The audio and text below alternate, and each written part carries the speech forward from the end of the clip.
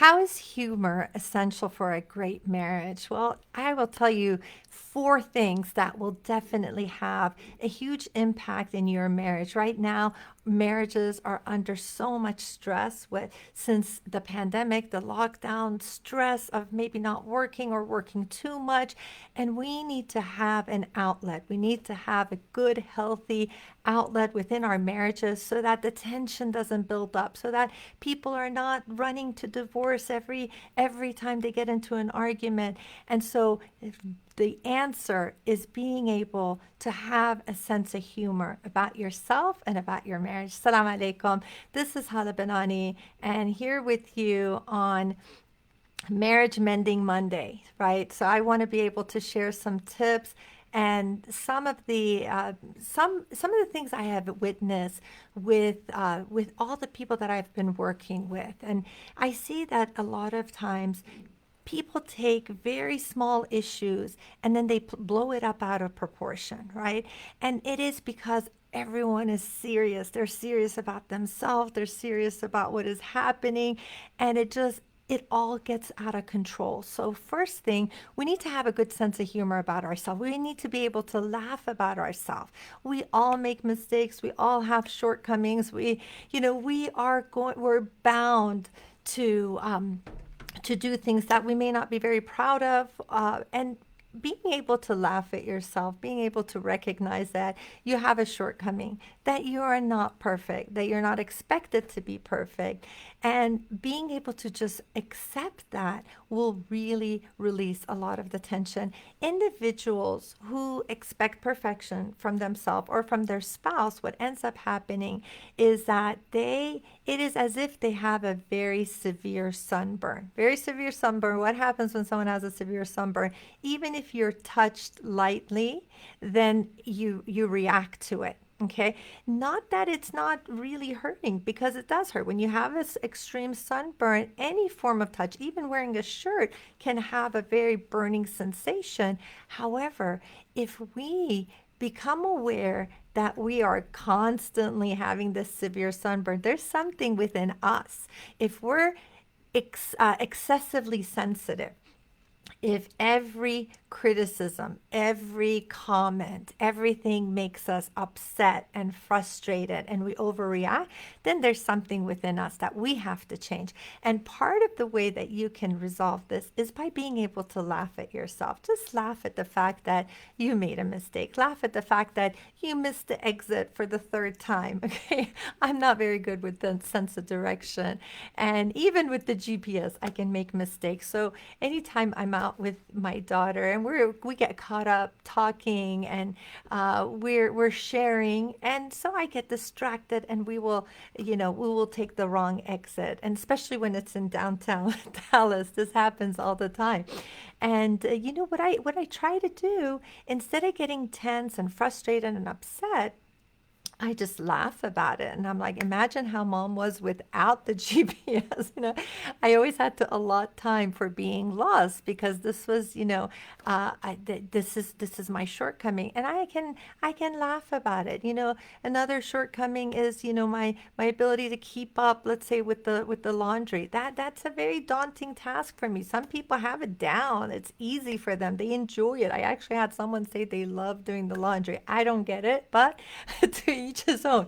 But I can laugh about it. And I actually remember telling a friend of mine that that is one of the things that my husband teases me about, because before, now alhamdulillah, I think I got it down, but when we first got married, I would shrink all his clothes. I don't know, I put in the dryer too long, I watched it until so he would call me the shrinker.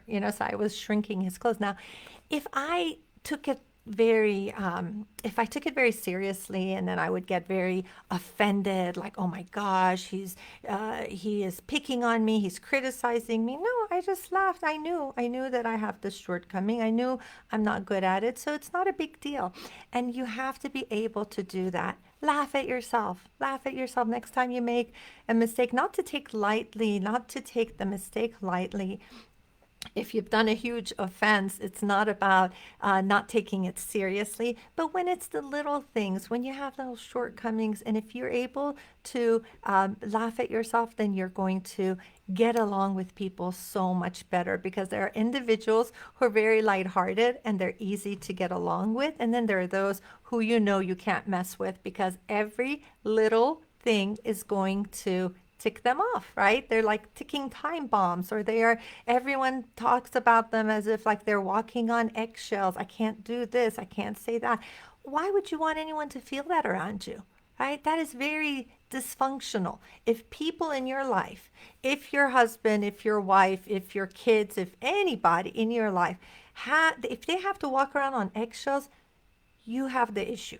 Okay, and it's hard to come to terms with that, but it's very important to realize, because people shouldn't be on eggshells when they are talking with you. So really take ownership of that and say, you know what, from now on, instead of being offended, I'm going to laugh about it. I'm going to be able to take myself a little less seriously, and that way people will just be a little bit more relaxed. And I can't tell you how relieving this will be for people. I'm telling you, it is so essential. In the pillar number 2 of my 5 pillars of marriage program, I talk about building a genuine friendship, a connection. And part of it is being able to just be playful, and not to take things in such a serious way.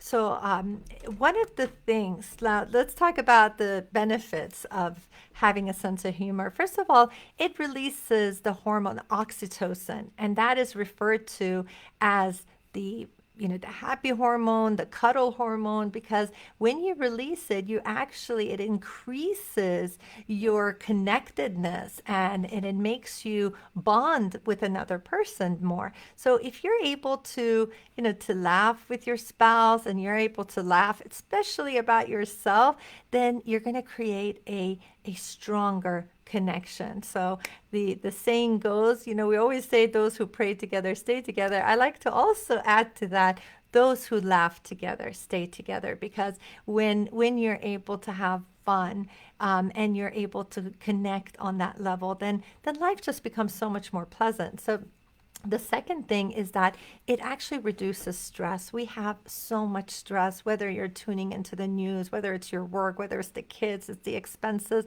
There's just so much stress. We don't need to add to it, right? And for many people, marriage is the biggest source of stress. I hear this on a daily basis from the dozens of clients that I work with, and they will tell me that their marriage is their biggest test. So if your marriage is your biggest test, I feel for you. I know that it's not easy. I know that it's definitely a struggle, because this is a person you deal with on a daily basis. But you know what? You have a choice to make. You can either make the situation better, or you can make it worse. You can either increase your stress by being very tense all the time and adding fuel to the fire, or you can reduce it. So when you're able to laugh and you're able to have a good sense of humor, you're actually releasing endorphins. So one, we have oxytocin, that's the feel-good hormone, the cuddle hormone. Then we have endorphins, which makes you feel elated. So imagine you have this going on internally. So that's going to affect the way that you deal with your spouse. So you need to try to increase that. And it puts things into perspective. It puts things into perspective when you when you look at things, and I tell my clients, look at things the way a comedian would look at things, right?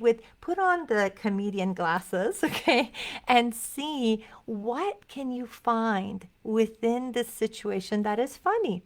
And you have to be careful. I'm not telling you to make fun of your spouse. That goes under the realm of sarcasm, and that's not taken well. So if you're being funny, both of you should be laughing. Sarcasm is when you think something is hilarious and your spouse has their feelings hurt, or they may be in tears. Okay, that's very different. I'm not telling you to like make fun of your spouse, but if you're able to just see the humor in it, think of yourself as that comedian and say, what would a comedian like? What would be the twist, right? Because that's what's very that's very something very amazing about comedians, is that they take something very mundane. There's a comedian I really like, it's like Sebastian, and he's hilarious. He'll take a very mundane situation, ordering burritos at I don't know, where was it, at one of these restaurants or at Subway, right? And he'll take that mundane situation and makes it hilarious by just the way he's looking at it, right?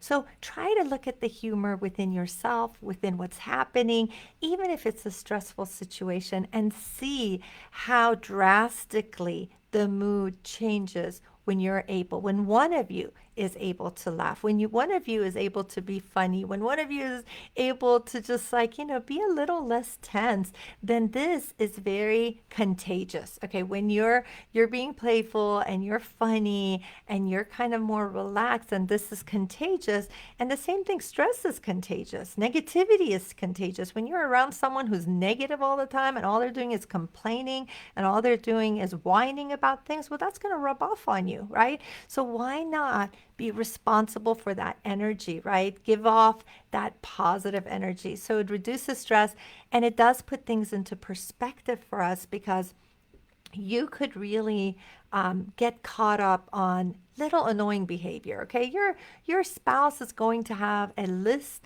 of annoying behavior. Come on, let's be real. Those of you who just got married and you're in la la land, okay, I'm so happy for you, and may your honeymoon last a lifetime. Those who have been married anywhere from 7, 10, 20 years, you know what I'm talking about. Okay, I give talks at weddings, and when I talk about how your spouse could be annoying one day, so they're just looking at each other, not you, sweetheart, nothing could annoy me about you, right? And everyone else is saying, yeah, just give it time, right? And it happens. And it's not about being pessimistic. It's just the reality of life, that certain things you're going to admire about your spouse, certain things you're going to love about your spouse, certain things are going to be annoying. And that's fine. But it's how you deal with it, right? So if you take those annoying behavior and you're just repeating it to yourself, and you're just saying, oh, they're so annoying, I can't stand them, I hate them. And some people keep saying these negative things to themselves, and that's not going to do anyone any good, right? But you got to really recognize that these things they're petty, right? Most of the things we get annoyed from, I don't know how the toothpaste is squeezed, where the shoes are, how they brush their teeth, how they I don't know where they put their cup on whether it's in the sink or on the counter. I had one couple that came in, and he was like ready to get a divorce from his wife because she puts banana peels on the counter. Banana peels on the counter. I'm like, guys, you can really resolve this. It really, really, I'm telling the wife, I'm like, please, can you please get the banana peel in the darn trash can? You don't have to end your marriage because of this. So sometimes when we're not able to when we're not able to have a sense of humor, and we're so tense and uptight about everything, then yes, then a banana peel could lead to divorce. I've had people tell me that, one lady came in, she was just crying, and I'm thinking to her, she was just recently married, 3-4 months. She was just crying profuse, and I thought, oh my God, what happened? What did he do? Was there domestic violence? Did he cheat? What the heck happened? And she's like, well, he snores. And she was really considering divorce. So we may see the absurdity in that, but a lot of things that you're fighting about in your marriage, it might be just as absurd, right? So we need to kind of put things into perspective, recognize that there are many things that you can kind of take a little bit lightly. You can have a better sense of humor about it, laugh at yourself, laugh at the situation. Don't laugh at your spouse, okay? Don't misquote me. Don't misunderstand. I'm not saying, make fun of your spouse. I am saying make fun of the situation, the predicament, and you know your spouse best, right? You know your spouse, and you know that if there are certain things that they may be very sensitive about, okay? Like if your wife is very sensitive about her weight, don't crack a joke about being fat. Okay, if your spouse is very sensitive about, I don't know, whatever it is, his mother, don't crack a joke about it. So you have to use some wisdom when you're being funny. You have to use some sensitivity. You want to be sensitive. You have to know your audience, right? As a comedian, comedians have to know their audience. So if there's and some comedians who travel internationally, it's funny because they will say that my jokes, they don't go over very well. Actually, when I traveled to the UK, I was doing like a 6 city tour, and I like to crack jokes in my talk to make it lighthearted, to keep everyone's attention.